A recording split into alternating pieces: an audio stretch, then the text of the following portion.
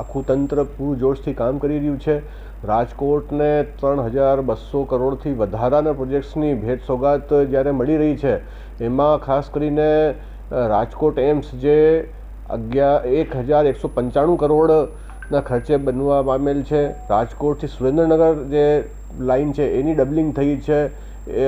એ સિવાય જનાના હોસ્પિટલ જે છે એમાં મધર એન્ડ ચાઇલ્ડ હોસ્પિટલ 750 બેડની જ્યારે 120 કરોડ રૂપિયાના ખર્ચે કાર્યાન્વયન થવા જઈ રહી છે, ત્યારે અમે માનનીય વડાપ્રધાન શ્રીને આવકારવા સાહેબ પહેલાં જશે એમ્સ, ત્યાં એમની 15 મિનિટની મુલાકાત છે.